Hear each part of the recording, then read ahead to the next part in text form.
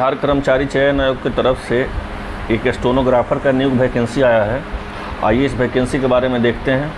पहले तो बात है कि ये 15/5 से स्टार्टिंग है 2023 तक, और अंतिम जो है लास्ट डेट फॉर्म है सबमिशन का वो 14/6 तक है। चलिए सीट का देखते हैं कि इसमें अगर आप अनारक्षित हैं, बहुत कम सीट है, ठीक है ना। तो पहले तो 2 पोस्ट के लिए है, ठीक है। अगर आप अनारक्षित हैं, ठीक है ना, मतलब अनरिजर्व हैं आप, तो आपको जो है 3 सीटों में, ठीक है ना, 1 सीट आपको मिला है आर्थिक रूप से कमज़ोर को नहीं है, और पिछड़ा वर्ग के 1 सीट है, 1 सीट है अनुसूचित जाति के, ठीक है, और 1 पोस्ट है आपको अनुदेशक का, और 1 पोस्ट है आपको आशुलिपिक का। आशुलिपिक में 1 पोस्ट है, इसमें है सीट। अनरिजर्व से हैं तो आपको 12 सीट है। अगर आप EWS से हैं तो 2 सीट है। आप OBC से हैं तो 3 सीट है। SC से हैं तो 5 सीट है। इसी तरह मिलाकर 28 सीट है, ठीक है। और इसमें जो है अब देख लीजिए, इस 28 सीट है,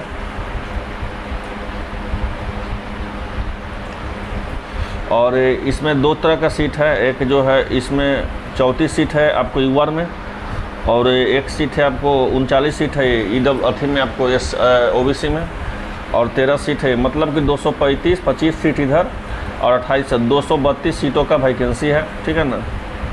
232 सीटों का वैकेंसी निकला हुआ है। ये वैकेंसी बढ़ भी सकती है और घट भी सकती है सीट का। इसका ऑनलाइन के लिए इसका 10+2 चाहिए, ठीक है ना। ITI का डिग्री चाहिए या पॉलिटेक्निक का चाहिए, उसको माना जाएगा। और आप देख लीजिए, इसका मोटा मोटी हम सब जानकारी आपको दे देते हैं।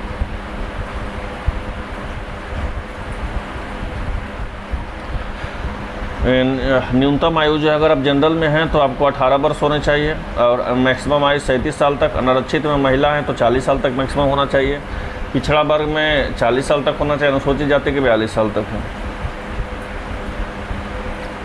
परीक्षा शुल्क के बारे में ये जान लेते हैं। आप UR से बिलोंग करते हैं, अनरिजर्व से, तो आपको 550 रुपया देना होगा।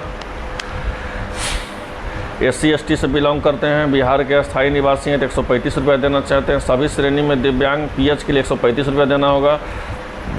सभी श्रेणी का UR EBC EWS का 135 रुपया देना होगा।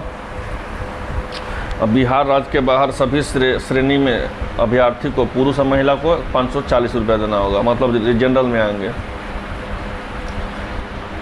परीक्षा का प्राकृतिक देख लेते हैं, ठीक है ना, कि बिहार कर्मचारी चयन आयोग द्वारा नियमावली 2010 में जो परीक्षा हुआ था उसका अवलोकन 40,000 से अधिक प्राप्त होने पर प्रारंभिक परीक्षा की आयोजित की जाएगी।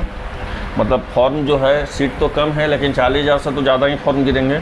अगर वैसा होगा तो आपको PT लिया जाएगा, ठीक है ना। अधिक आवेदन प्राप्त होने पर प्रारंभिक परीक्षा 1 से अधिक चरणों में आयोजित की जाएगी।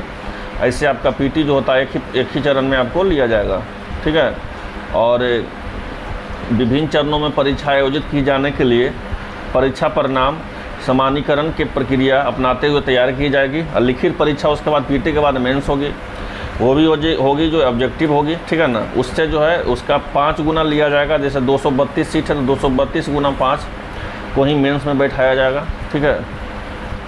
और इसका सिलेबस मोटा मोटी देख लीजिए। आपको GK GS पूछा जाएगा, सामान्य विज्ञान पूछा जाएगा, गणित पूछा जाएगा, और रीजनिंग पूछा जाएगा।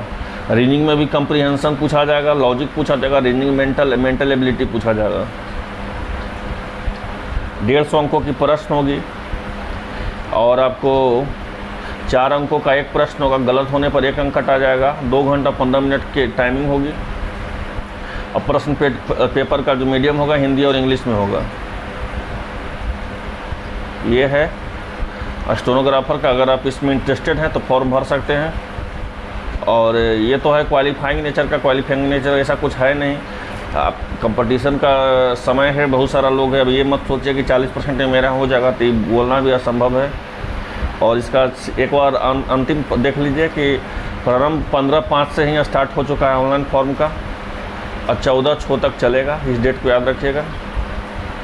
उम्मीद करते हैं वीडियो अच्छा लगा होगा। मिलते हैं नेक्स्ट वीडियो में आप लोग के न्यू वैकेंसी के साथ। धन्यवाद।